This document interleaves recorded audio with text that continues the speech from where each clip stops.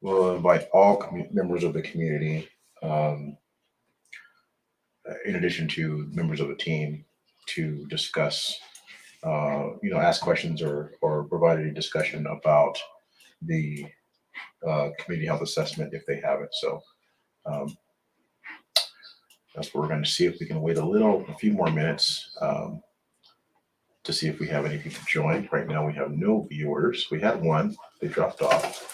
We're going to sit back and we're going to wait a little while. But in the meantime, how's everybody? I'm good. Good. LaDon, I'm not. I'm still backstage. you're still backstage? Yep. Me too. know Getting what? ready. But we're in the main group, so we're here. Yeah. Well, We're in the group. We're in a group photo, so we're good. Um, Raylene, Claudia, you guys good?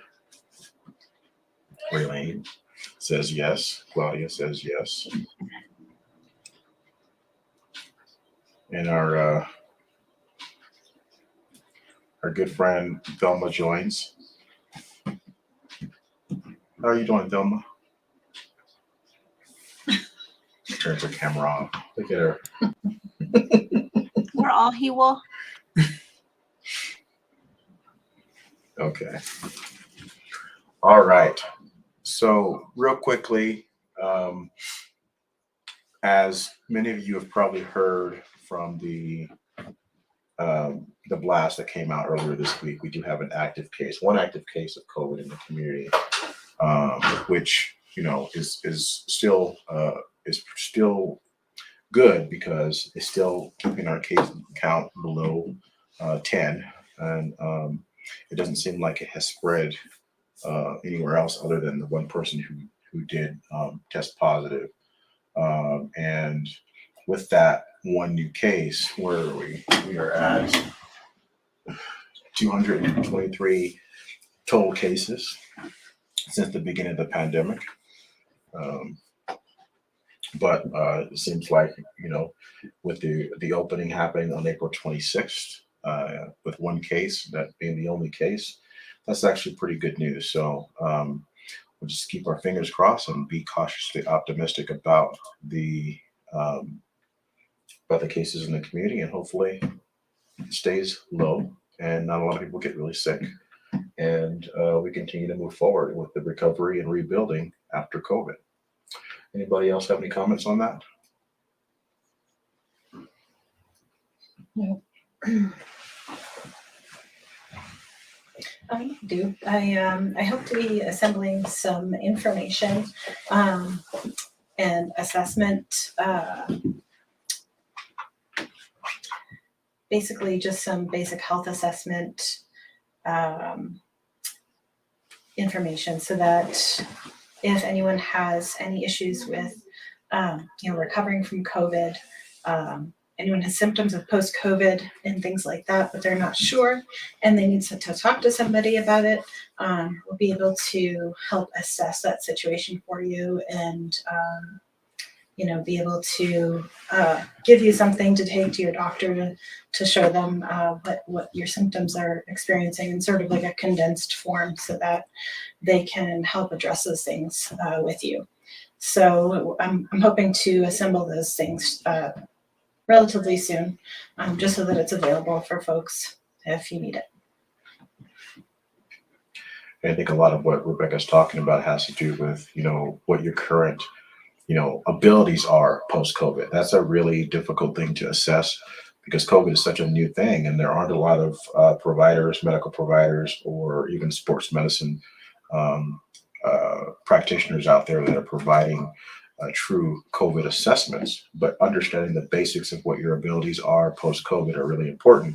So Rebecca has graciously offered up her services as our public health nurse to provide those services if you are interested. So if you have any questions about that, you can either contact any one of the CHRs, or you can always call the COVID hotline, 505-252-5986, and we can get you in touch with Rebecca. And in addition to that, that kind of coincides with what we're already doing. Victoria and I are offering the opportunity to have a physical fitness assessment for anybody in the community who is interested in finding out about what their current physical abilities are, fitness wise, prior to going back to the gym or going back to physical activity post COVID. Not just if you've been diagnosed with COVID, but the fact that we haven't really had a lot of activity for the last couple of years because of COVID. We kind of want to know where our physical abilities are.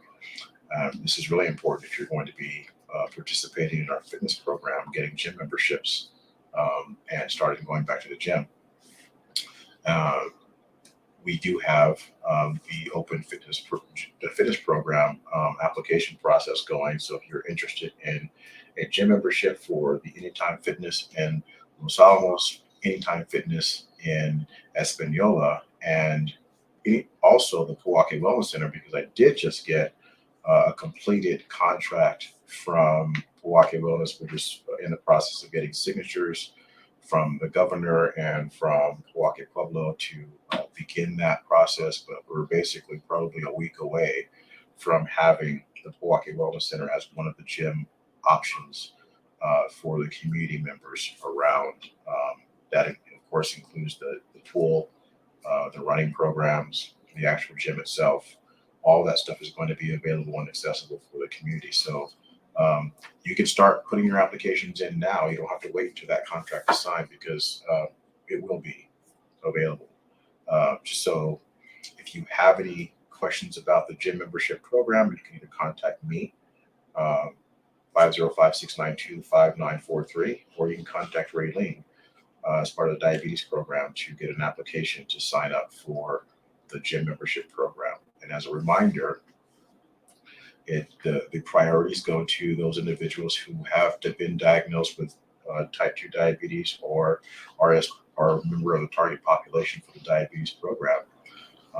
But we also are working on prevention. So those people who want to prevent the development of type 2 diabetes or to control their blood glucose and A1C, that's another reason why we're offering it to the community. So contact us if you want to sign up, get yourself set up for fitness assessment, and we can get you enrolled for one of the gyms that are available to you. Raylan, you have anything that I missed?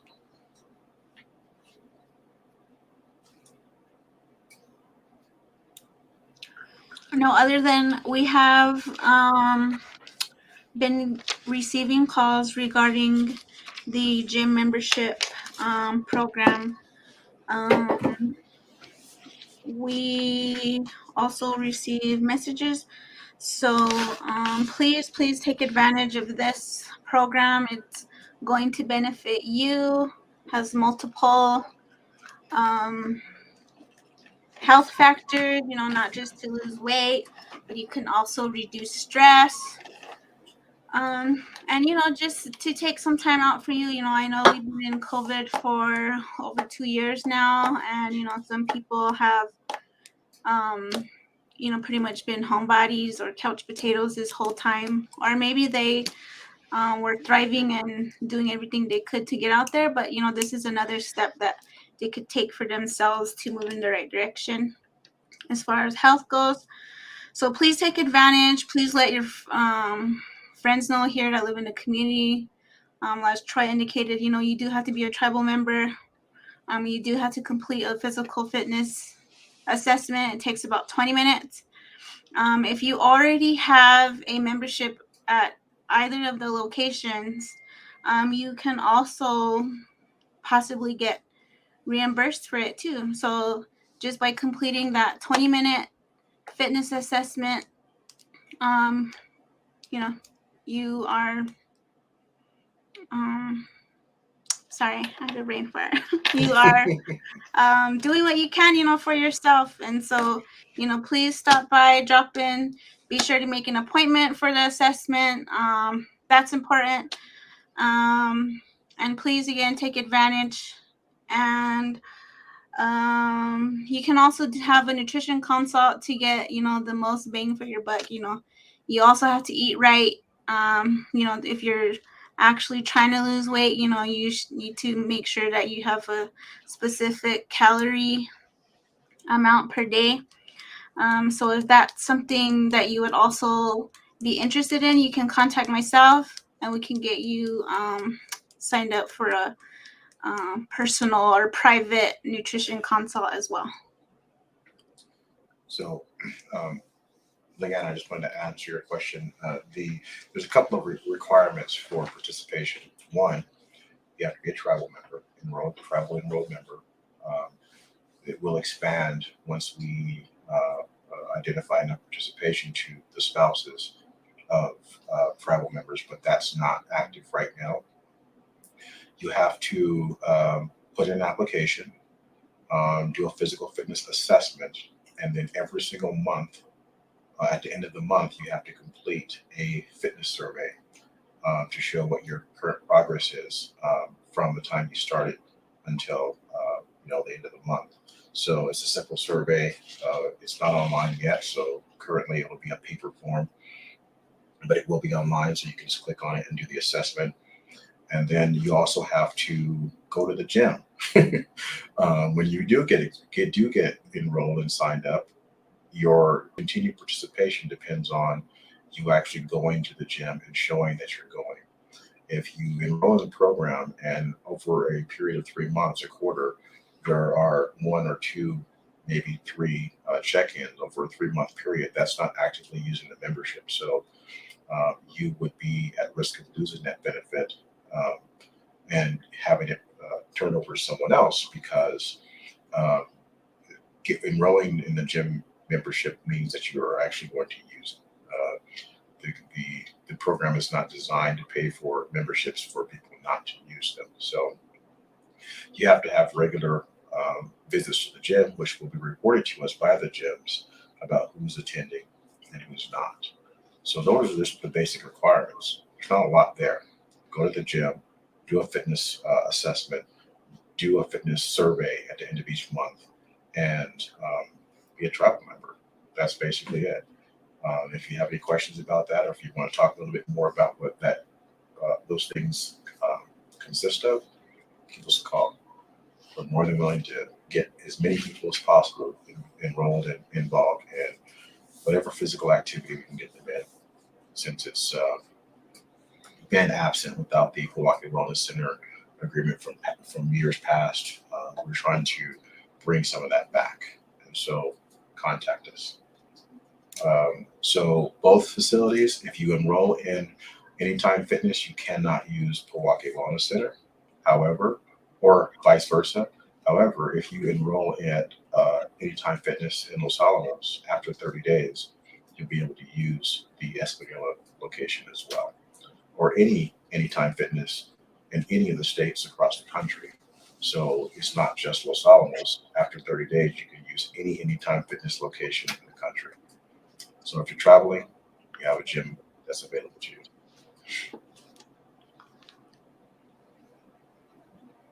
More questions? Do either one of the gyms have a pool? Milwaukee Wellness Center currently is the only one that has a pool. Anytime Fitness gyms are considered not economy locations, but they're like the really quick and easy access gyms. They're not the major, big, gigantic box gyms like a Gold's Gym or LA Fitness. They're just designed for really small communities to have access to your basic fitness needs. I know the one in Los Alamos has all the strength training equipment. It has sports training equipment. It has Olympic lifting opportunities. It has all kinds of cardio classes. And so it has the what most people would see and consider necessary for a gym, but it does not have a pool. So that's the offside of joining Anytime Fitness as opposed to Milwaukee Wellness. You don't have access to the pool.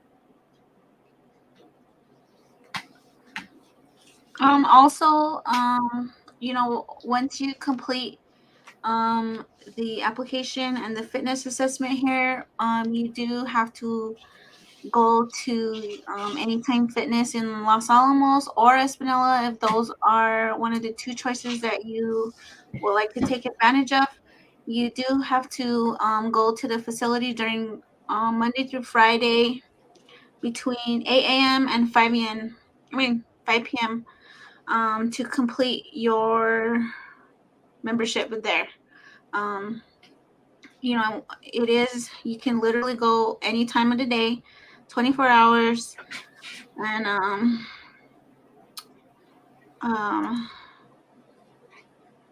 I forgot.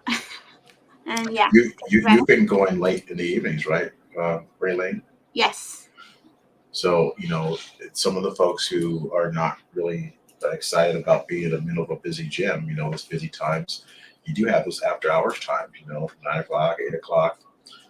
Some people can't sleep 2 o'clock in the morning. Go to the gym anytime you want to get your exercise in. You know, uh, a lot of folks, their intimidation about going to the gym is that they don't want to be around a lot of people. And that's the good thing about Anytime Fitness. You can go any time of the day, 24 hours a day. Many times the gym is completely empty when you go down there because it's late in the evening. So, Deanna, that's a good question. We are um, we are thinking about that in the future, opportunities for transport only to the Wellness Center and Anytime Fitness in Los Alamos, but we haven't come to a decision yet because it is that is very time consuming, and we would have to have there are a lot of considerations that need to be taken. I mean, for example, we work 8 to 5 Monday through Friday, and if somebody wants to transport on a Saturday or after hours, we probably won't be able to do that. So, and then how many times a day would we do transports to the gym if we were going to offer it? Would we do 3 times a day? Would we do, you have to go during a certain time? It becomes pretty restrictive. So there is an opportunity for that possibly in the future because we have been discussing it. But as of right now, that is not an option.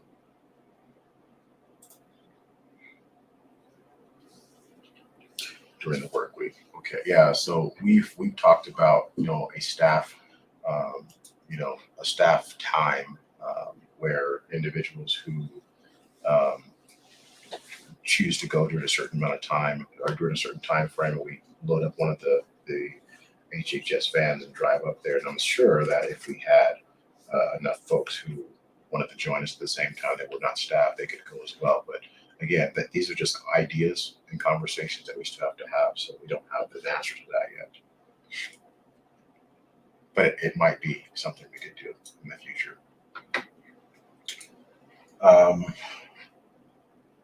When did you want to talk about that? I had a question. I wanted to know, so usually gym memberships are pretty expensive, and over time, it's costly. And I was wondering about the amount or the value of this membership. Does that motivate anybody to sign up? I'm just curious because if it were me, I'm not a tribal member, and it's just like, wow, that's pretty awesome. I mean, I would jump on and sign up for a membership, but I'm not a tribal member, so there are benefits in many different ways. Maybe they have sessions where they're working out. I'm not sure if there's group sessions. I believe Lifetime Fitness did have that. Anytime. Yeah. Anytime. So Yeah, they did. they had that, but I'm not sure about walking closer. Yeah, Milwaukee they did have some prior to the pandemic. I don't know what they've restarted, but I do know they have running clubs. They have different types of activities that you can do over there. But as far as the costs, the fitness program is a pilot program, and as part of this program, we're trying to make sure we have enough participation to want to continue it into 2023, because this is funded through the end of the year, and if we don't get enough participation, it's not going to be worth continuing. So we need to have folks to really get on board and join this program trying to bring health and wellness to the community. But as part of the program, there's the maximum value of any membership that you would get is $500 in a calendar year. So you're talking about $500 worth of a basically free membership, or $500 worth of membership benefit for any tribally enrolled member. And $500 doesn't seem like a lot, for a year, but most people don't want to pay $45, $50 a month for a membership. And this is giving people an opportunity to have access to something that it seems really difficult to come out of pocket to do every single month. I know that when I was paying for my membership for so many years, I know whether it was in California or wherever I was getting membership, it was $75, $80 a month. And that's expensive to go to a gym. But the cost that we've used to estimate the value of this program is based on what the local gyms cost, the ones that are in driving distance. And basically it comes out to about $490 for a 12-month membership. So basically this program will be basically free to anyone who joins. Now, it doesn't cover your personal training at the gym. It doesn't cover any kind of extra benefits the gym might offer, but it covers all the group fitness classes at LA Fitness,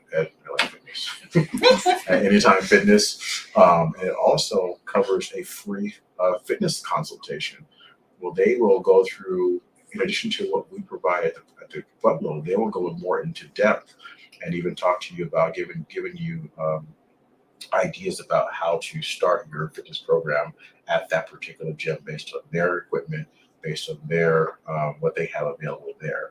So that's it's an added benefit, which if you pay for that at a regular gym, you're talking about $150 worth of service that you're getting for free.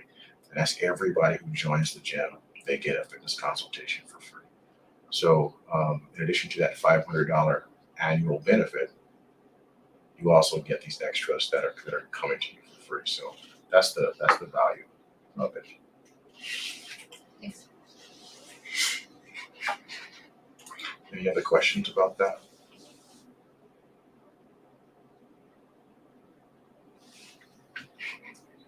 Anything else? Yeah, no, that's a true statement, and I think Raylene and I talked about this too, about how some community members or people in general, they don't want to go to the gym by themselves because it's intimidating. It's kind of scary to just walk into a gym. You've never been to a gym, like an organized fitness facility before, or going and starting a whole new program. That it's difficult to go by yourself. So, I encourage people, if you're going to sign up, tell a friend, contact one of your family members or your friends that are also tribal members that you can kind of become a fitness buddy with, and sign up together. And you guys arrange to go together and during a certain time every single day. And that could also eliminate the issue about transportation. If one person has a car and the other one doesn't, they can kind of catch a ride with each other. Because motivation sometimes comes with support. And when you have more than one person going together at the same time, a lot of people will go as a group. When I'm at the gym, I see these folks come in. There's 5 of them. They come in every single day, and they're motivating each other, they're challenging each other, and they're pushing each other to to continue. And if one doesn't show up, they're calling them on the phone or texting and say, "Hey, where are you? We're waiting for you down here." Those are important motivators for folks who need that. So that is a good point that you made. And age limits. So anybody under the age of 14 has to go with a parent. Everybody else can go. It doesn't matter. 14 and up, 14 to 114. They can all go by themselves. But under age 14, they have to go with a parent or guardian, or an authorized adult, I should say. Sometimes I think those fitness classes that the gyms offer are kind of a good introduction into the gym atmosphere, being there, getting used to the facilities, but also socializing with others who go to the classes regularly.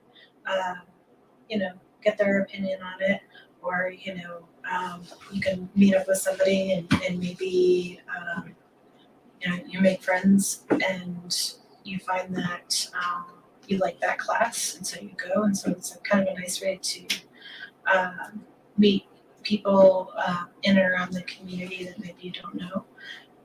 But it's also, if they're classes that are guided by trainers, the trainers are also, I'm assuming, in any fitness class would be able to give feedback if you're having trouble with an activity, or if you have something, a goal in mind that you want to achieve. A lot of times those folks are very open and helpful with suggestions and information. Man, that's a true. I used to be a trainer at Anytime Fitness, and I used to teach a TRX class and uh, HIIT class, and a whole bunch of different types of aerobic and resistance training classes at Anytime Fitness in Espanola. And what I used to use it for is, people would come in as a team and join the small group training, and they'd work together to. I would also offer them an opportunity to, you split the cost of the class. Everybody puts in and they split the cost, and it's actually a lot less expensive. But they're able to be a team and motivate each other. And we as trainers, our design or our job was to, make conversation with folks and give them that guidance and direction that they needed. Every single time I saw somebody doing something that was really difficult to having a difficult time grasping, certain physical fitness or aerobic type movements, I go up to them and have that conversation. It depends on which gym it is and what the trainers are like and what the personalities are like, but it is common for some folks um, to get that kind of support from the trainers on staff. So that's part of it.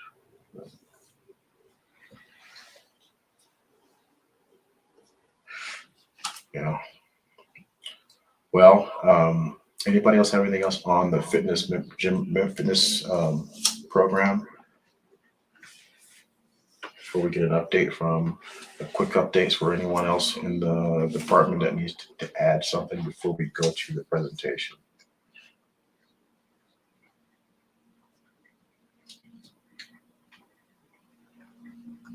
Anybody have anything, Claudia, Thelma, Raylene? Not regarding the gym membership. No, I'm saying that outside of the gym memberships. Oh, I wanted to talk about the COVID incentive.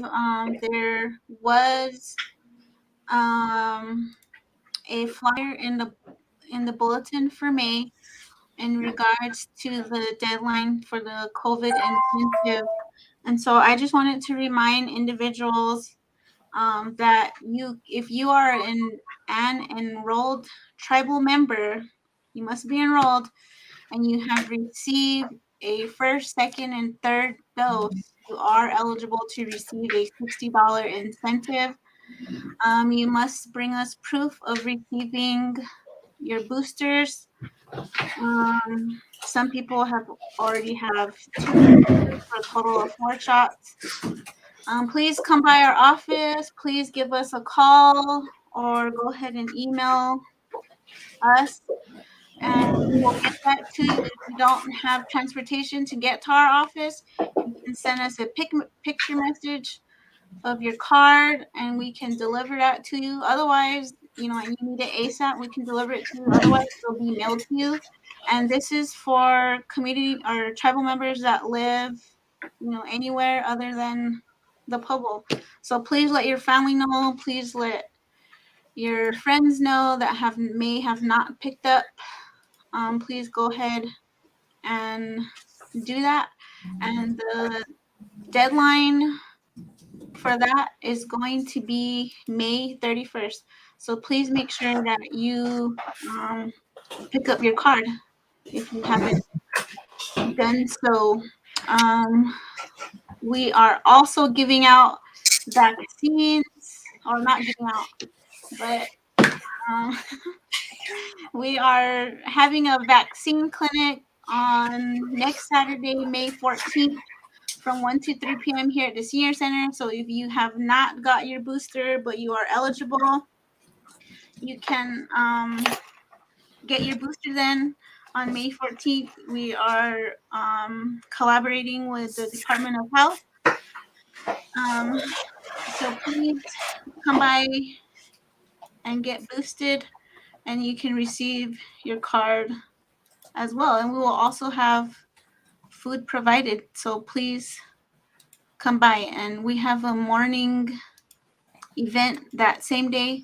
And I will let Troy or LaDon talk about the morning portion of May 14th. Thanks, Raylene. Thelma, you have anything? Yes, Watamu. I have put into the bulletin for a Women's Health Week celebration, and it is scheduled for Wednesday, May 18th. Just learning that the seniors will be having a meeting that same day and also at the senior center.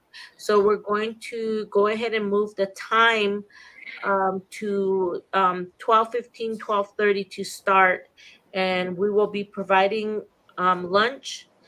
Also, we will be our presenter will be Mr. Troy Campbell, and he will be talking about mental health. I believe we'll go ahead and also do a walk that morning at 9 a.m. And then we can also, you know, if anybody attends the senior meeting can join us, or anybody else can join us at the senior center for lunch and the presentation. We'd all like to see you there. So please join us. We'd really appreciate it. Good. Yeah, the month of May is Mental Health Awareness Month. So that's one of the reasons why we're having the conversation about mental health, especially with women, because it is a women's health event. I'm hoping to get some enough folks there to have a conversation with, to talk about the importance of uh, your mental health and how to um, keep yourself healthy in that area. So, Claudia, do you have anything? I just wanted to remind everyone that we're still taking for the farmers market, and call me if you need information on it. But the benefits are $50, and then there'll be a card that they sent to you personally at your home address or wherever you put on the application. Thank you.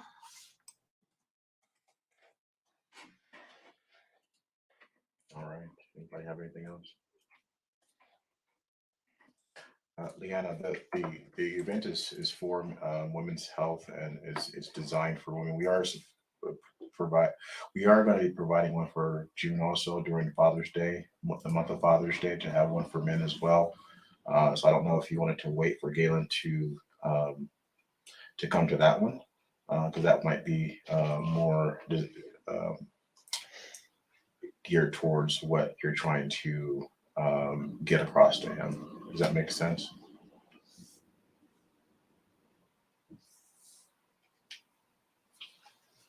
So so it's any female for women's health, just like any male for men's health, is they're going to be invited for those activities.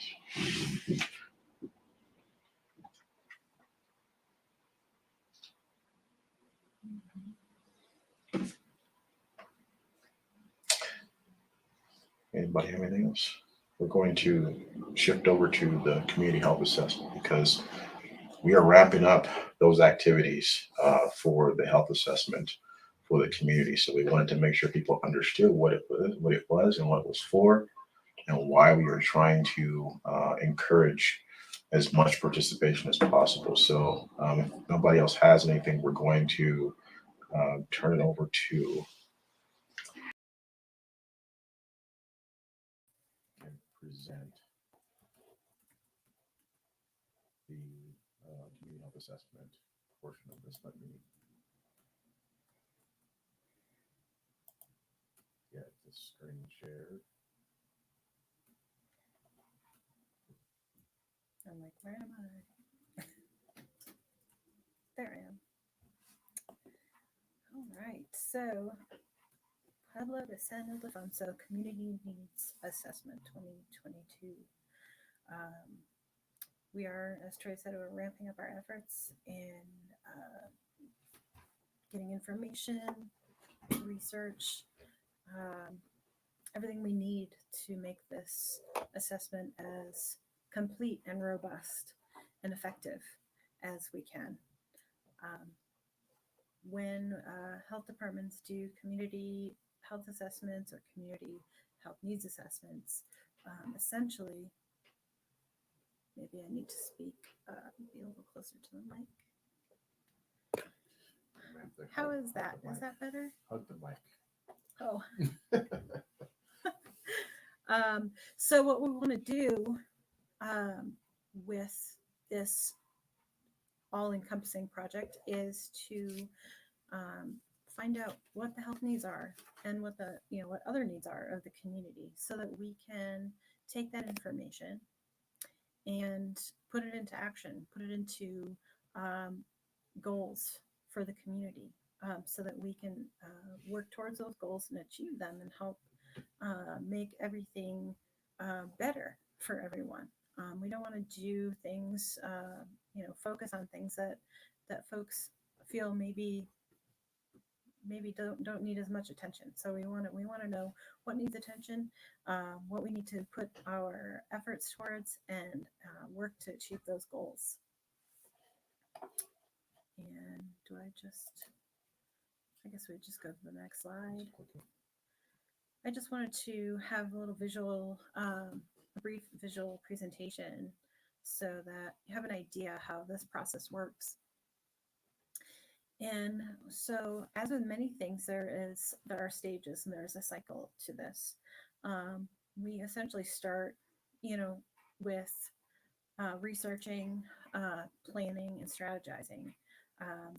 Researching who are we going to talk to, where are we going to get information from, who can we rely on for information that's accurate for the community.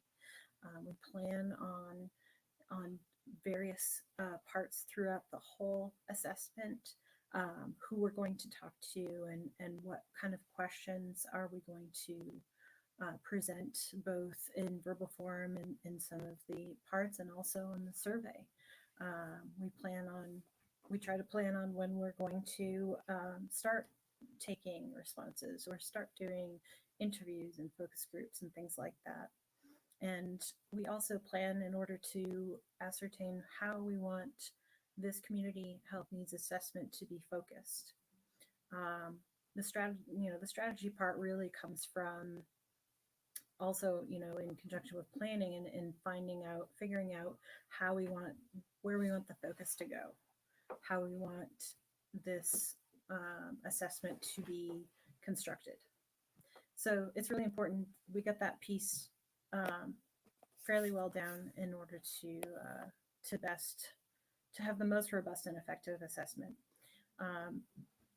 Walking through stage 2 and 3 are just sort of identifying who in the community we can talk with, gain feedback from, and also defining the community. What is the community? Who is within the community? Those sorts of things. So on stage 3, collecting and analyzing the data and prioritizing the community health issues. So once we've gotten through our some of our key informant interviews, the survey information, and focus groups, we'll be able to take that data and figure out what are the most important pieces that need to be addressed, and what are the most important pieces that need to be turned into objectives and goals for us to achieve a healthier community. So stage 4, 5, and 6 are basically, we document all the results, we communicate the results. It's plan implementation. We plan out how are we going to affect change. And then stage 5 and 6 are essentially taking what we've gotten from the assessment, putting it into action, using strategies that we came up with and see if they help the community, see if they improve things for everyone, see how things are going, and then we evaluate that. Right now we are essentially between stage 2 and 3, I would say. Next slide for me. We're having some volume issues here. Oh. Not sure what's going on.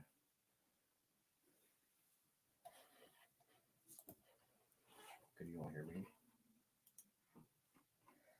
I can hear you. Let me check and see before we continue, just in case we are talking and no one can hear us. Huh.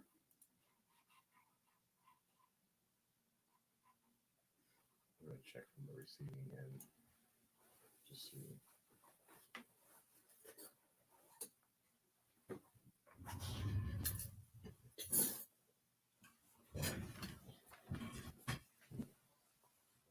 Testing. Testing. I heard that. Testing.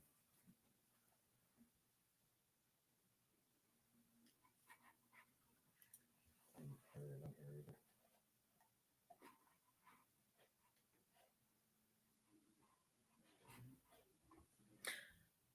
Can you hear me, Thelma?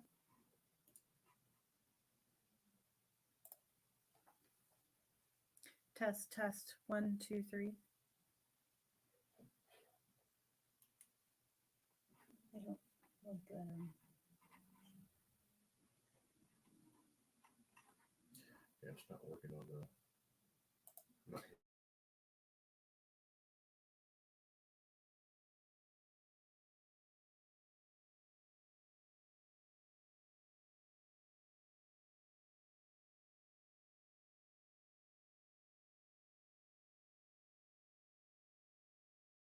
You can hear me good on Facebook, and that's what's most important. So let's continue.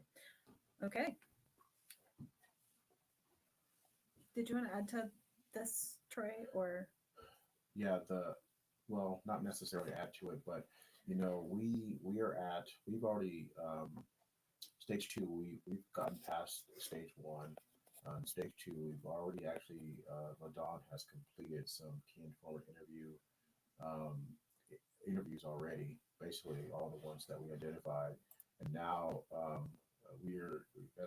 as Rebecca goes through this whole process, we'll talk about some of the other steps and ways that we gather information to inform the community health assessment. So go ahead and just finish through. Yeah, if you can go to the next slide for me.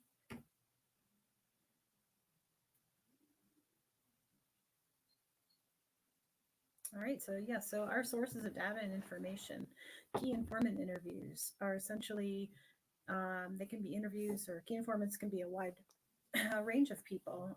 Usually they include agency representatives, like for example, maybe IHS or Department of Education, community residents and community leaders or local business owners. So we want to talk to everyone that has interacts with the community or that the community interacts with on a regular basis. Our community survey, which will be coming up soon, we really want to encourage everyone to take part in the survey. So that is information we receive directly from you as individuals in the community. Focus groups will also be coming up in the near future. Essentially, we group people. In this case, there will be separate age groups, youth, and also seniors, and then in between. So we want to hear from folks who are all in similar groups. What we'll collect information and data from that as part of the assessment. Go to the next. And can I add something? Yes, to that? absolutely. So the focus groups, there's a lot of input that's coming from the community that has said that there's been a lot of focus on individual groups only, like either the kids or the seniors are the only ones that are getting programs and services through the administration. administration. And what we want to focus on is making sure that there's representation from all groups. So we're going to have a youth group, and then we're going to have that group that's, probably 25 to 49, so that in between group that people tend to feel is not best represented.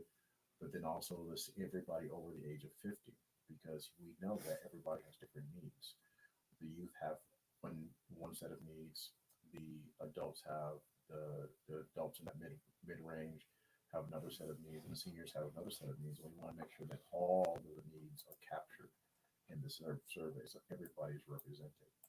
And then the secondary data, that's the information that is already available, like information from Indian Health Services, information from Aztec, who also holds some data that they've been collecting over the years.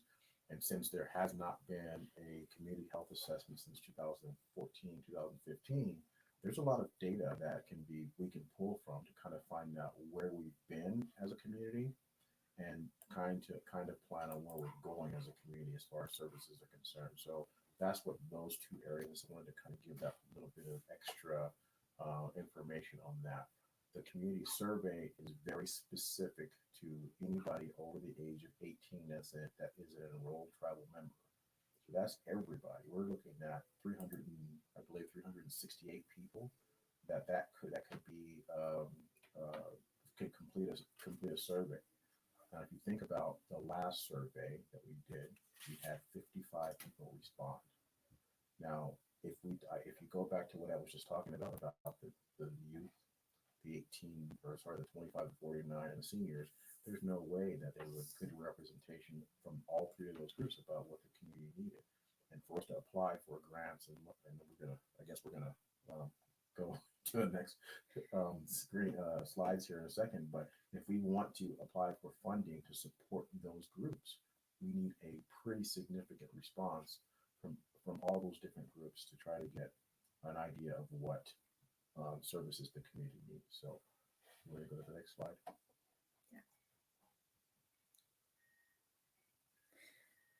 So you may be wondering, what are stakeholders?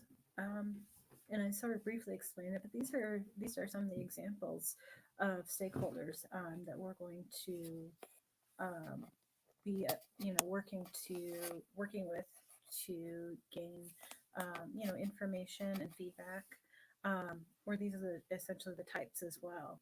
So, for example, you could look at agricultural and food supply. We want to talk to folks at the farmers market, just for an example, to find out, what is the local food supply like? How robust is it? What do people buy a lot of? Things like that. That's a little more minutia and detail, but essentially that's the meaning of having stakeholders in a community health assessment, is to be able to not only speak to folks in these industries and departments, but also to have some kind of baseline and representation so that we know that these departments and services and folks that work within them so that we know what they are addressing, what they're facing, and things like that in relation to the community. So essentially what I'm trying to say is we want to know, what challenges that they face in order for us to be able to understand what we can do to improve that. I guess I don't know if I'm really saying that right. Well, yeah, exactly. I mean, we're looking at folks who are not just recipients of services. Yes. They are stakeholders, right? Yes. You all have, as community members, have a stake in what services are provided, but also those people who are providing the service, whether it's your tribal administration, whether it's your Department of Education, whether it's Milwaukee School District or the BIA school, or your tribal council, and all these folks have a stake in making sure that a specific service is provided to members of the community. What is that specific service? That's what we're trying to identify. The service that these people are offering to the community, whether it's your IHS doctor or your pharmacy or or anybody who contributes to the health and wellness of the community, those are the people who have a stake in this because they are either providing services or in all of your situations are receiving the services. That's why they call them stakeholders, because you have a stake in what is being offered and what's being provided to the community.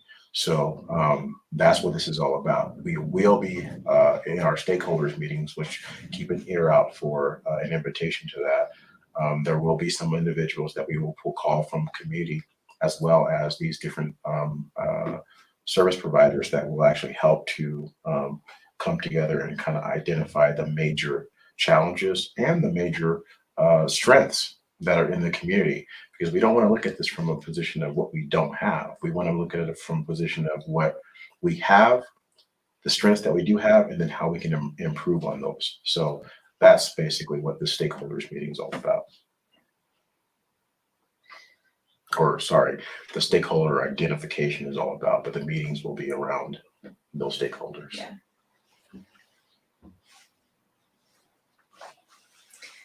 So I'm sure a lot of people probably have many questions about this and what's involved. There's, especially in regards to the survey, we really want to hear from everyone, from every position, and everything that goes into healthy living. And so it's really important that we have a thorough survey with good questions. So these are some of the questions that I'm thinking that people may have about our survey. What if, for example, what if I have a question about how to answer a question? It'll kind of seem like a silly question, but I know, in times when I've filled out surveys for a variety of different things, I've had the same thing. Who's going to see the completed surveys? We want to emphasize the efforts and the amount of consideration that have gone into our survey to maintain anonymity has been a number one priority. The survey is going to cover a vast amount of information, and we want people to feel safe and secure in answering the survey and knowing that their information is protected. It's very important to us for that to be achieved and for that to be maintained throughout this whole process. So, like I said, I posted some of these as questions I think that people may have, some basic questions. How will this help our community? This will help because we will better understand the current needs of the community, and we'll have a better idea of what to do going forward. We all want to see, certain things. We have certain ideas maybe about what we would like to see in the community, and that's what we need to know. We also want to know what we have. What are our assets? What can we add value to? What can we utilize to add value to our lives? So that's partly what the assessment and specifically survey will help with. Do you want to talk about ACEs today, or? We can go into more detail on that. But Yes. I did want to add to some of those things that, there's going to be, I'm sure, so there's an incentive involved in the community survey. For example, we will be offering an incentive that we'll go over in a little more detail in another presentation for every single individual that completes this survey. And there are many reasons why an incentive is being offered, but one of the reasons why we wanted to make sure we offered an incentive, because there are quite a few questions on that survey. People are going to wonder, like that first question on there says, why are there so many questions? Well, there are many needs that communities in general need, right? It doesn't matter if you're a local community in a city or a county community or a state community, or even in the United States. There are many different needs that communities need that the Department of Health and Human Services, wherever you live, can be part of offering. And those questions that we ask are going to, the number of questions that are going to be on this survey are going to cover a large um, um, group of areas uh, where those services exist, whether it's issues of where people who have experienced trauma, those who are living with substance use issues, people who are experiencing issues around COVID, medical and health related conditions, housing related conditions, all of these different categories of services that human services departments and health services departments can offer are going to be part of this survey. Not to mention, we haven't had a survey completed in nearly 8 years. And coming out of COVID, there are a lot of very unique circumstances that can be affected by what this department and what the tribal administration can address. And if we don't know what those things are, we can't go into this next round of, for example, funding requests to ask for the right funding and for the right grants and for the right program supports to provide these services for the community. And so when you see, if you participate in the survey, which I hope you all do, you'll see that there are quite a few questions on there. And that's the reason why there's that large number of questions. They're separated by categories, and it is going to be an anonymous survey, uh, but it is going to be used from there's going to be an analysis of all these questions and all these answers by Aztec. They're going to be our primary data repository. They're going to hold up the data. They're going to analyze the data, and then we're going to come up with um, identifying these needs that the community has identified at the end of this through our focus groups, through our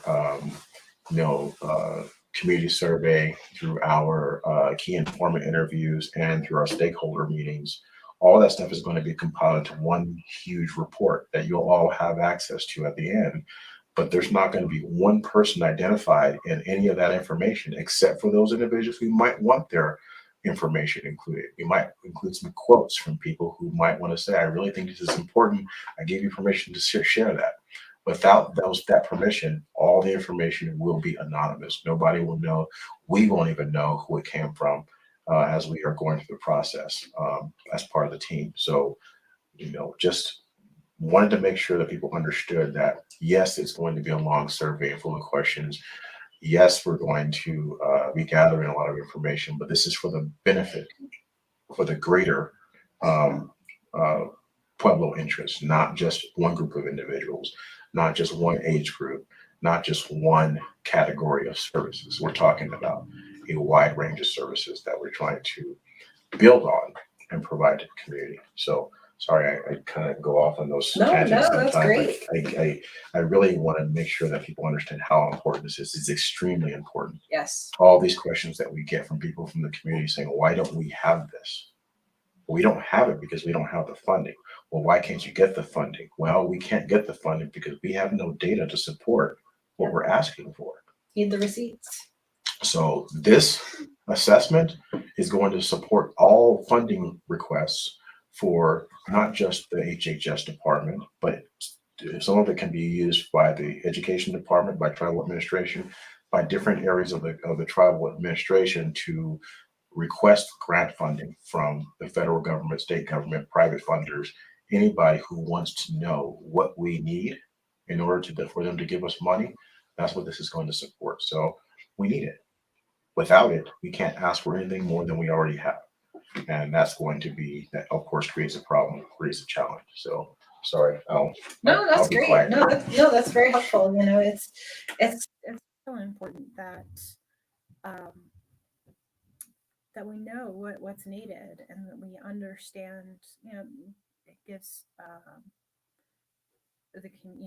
gives the community better insight into what is needed and what we can what we can achieve and what we can work towards and what we have. It's really important to be able to know your assets and know where your strengths are. Those are the times when you want to be able to celebrate those things. So we can address some of these questions later too. It's not going to be the first time or the only time that we talk about this. Obviously, we're very excited for this process. So we can move on to the last one if you want. So again, we really want your participation. We thank you in advance for your participation. We're looking forward to this process. It's going to be really interesting to understand the data that we're able to collect and be able to take action to make things better for everyone we can. So thank you. And remember there is going to be incentives. So I think that's important. We value everyone's input and time. And just keep following us and be patient with the process. We're gonna do our very best work to get where we'd like to go for the community. So now that you know why we need the community assessment completed, we are going to have our first event. Our first event is going to be on May 14th between 9 and 12. We're going to have an in-person survey collection. So what that's going to consist of is that you will be given an opportunity to either handwrite the answers to your assessment, or there's going to be tablets that are going to be available for you to answer the questions of your assessment at this event. At the same time as you complete your assessment, you will be given an incentive, which will be a gift card. We'll talk a little bit more about that probably early next week. We're going to have another presentation on the specifics of the community health assessment, but this will be in the morning prior to the vaccine clinic. The vaccine clinic will be in the afternoon from 1 to 3. They will both be at the senior center. And LaDawn wanted to talk a little bit about some of the fun stuff that we might have in addition to just a survey and a vaccine clinic. Because we have to have fun. Right. That's important. Right. So, well, hello everyone. You're muted. Still. It might have feedback. I'll mute. Is the microphone on? Yeah, It's on. it's on. Wait. How about now? There you go. Work? Okay. All right, can hear the echo. Hello, everyone. Thanks for joining us. Well, what we really going back to the community health assessment, it's really important we gather information. And so there's a lot of good points that we touched on today to encourage everyone to participate in this this assessment. And I'd like to just mention there's usually different tools or instruments that can be used to gather information. And so far, the key informants, I want to thank all the informants that were able to sit down with me and provide me with valid information. Next, we're reaching to the community to ask, participate in the questionnaire and the survey on Saturday, the 14th. And I just want to share a little tidbit, and I want to know if a study worked. And so in my studies, I learned that a fire truck is what brings attention to the community. And so I was able to reach out to a few individuals at Natural Resources to bring in a fire truck. And so we'll have a fire truck outside. I would like to see if that works to bring the community in, but we were looking to have some fun somehow to make this day enjoyable, because we have two really important events. First of all, we're providing the questionnaire for the community health assessment, and then next we're having the vaccination clinic. So that's what I'm pretty excited about. So yeah, thank you to everyone that pulled this together. We're looking forward to seeing everybody come and join us. We'll take a Saturday And, I think we're going to have the event catered. So we'll have some food available. So stick around and see the fire truck that's been dormant for a few years. So Yeah, it's going to be a little bit of a how do I say, revival, so to speak, of the San Ildefonso fire trucks that have been kind of dormant, like Ladon was saying, for quite some time. But we're going to bring them out and give the kids an opportunity, if you bring your children, to explore the fire truck and hear the sirens and listen to all the different fun that you might be able to envision, with a fire truck, because Ladon's been talking about this fire truck for 3 months now. Yep. Yep. So we were able to get the fire truck out to help bring not just attention, but bring awareness. A fire truck is a symbol of health and wellness, especially during right now with the fires off in the distance and threatening the surrounding areas. We want to make sure that people understand that we need to respect and salute those people who are providing that fire service for our communities.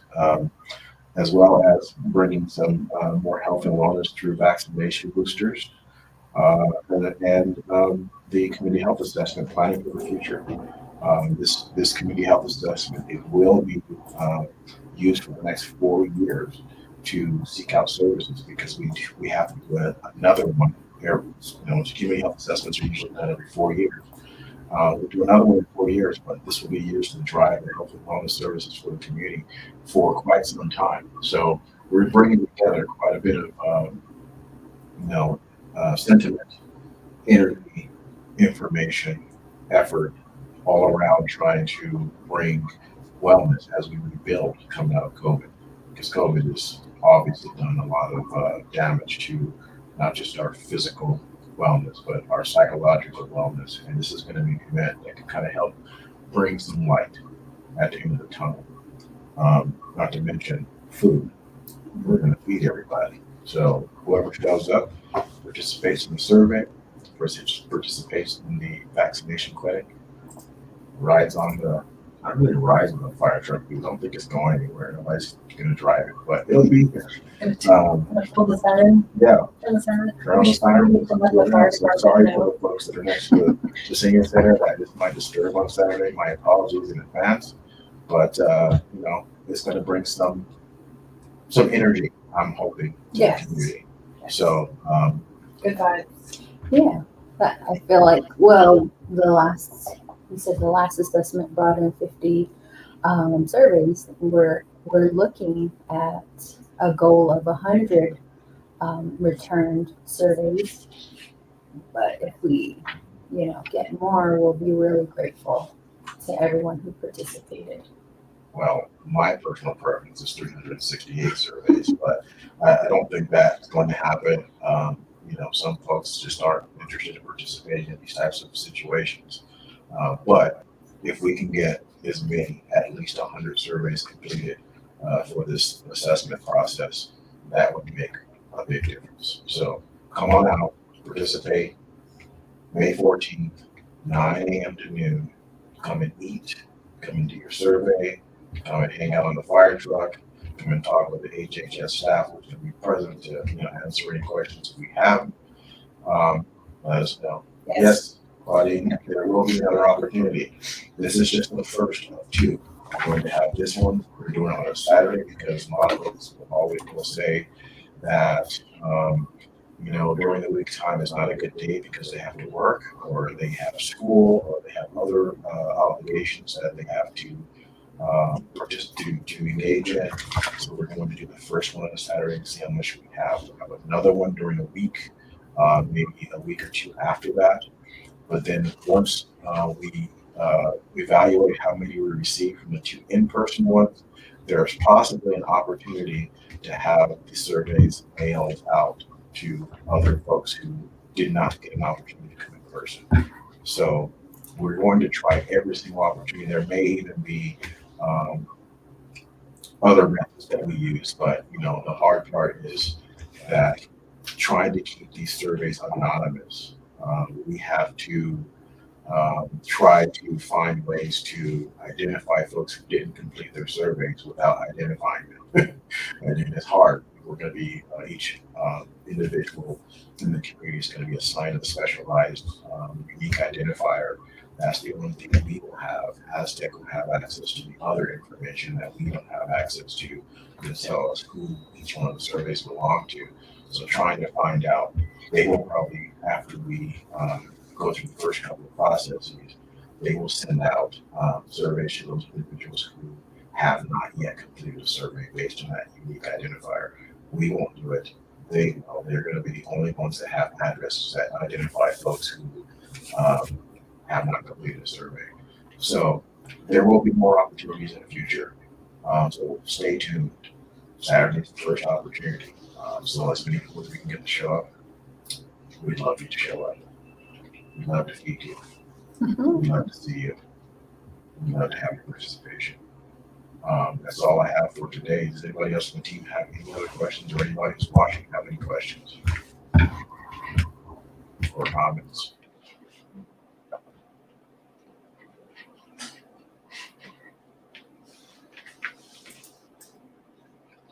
Going once, going twice. All right, it's 12:13 p.m. Thank you for joining us on our Cinco de Mayo, May 5th,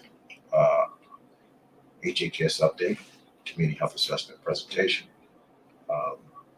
If you have any questions after the fact, like I always say, you can put your questions or comments in the comment section, whether you're watching on YouTube or Facebook in live right now or later on after the fact. Please, if you have questions, they may come up after this presentation is done. Go ahead and put them in. We will respond to them. I want to make sure people understand that just because we're not live doesn't mean that we don't monitor the questions and comments that come in on either YouTube or Facebook. So give us a shout out, and we'll get back to you as soon as we can. If you have questions that you want to have a live conversation about, call us 505-252-5986. We'd appreciate any comments. No comment or question is unwelcome. So if you have ideas or questions or concerns about the process that you want to bring out to us, we're open to listening to it. So the primary contacts for the health assessment are LaDon, Yazi, Rebecca, Jolyn, and myself. So contact us if you have any questions or concerns. Otherwise, 12:14. We're going to go ahead and log off now. Have a good day. Have a good weekend. Stay safe. Come out for your vaccines on May 14th. And we'll see you all later. Have a good day. How many people did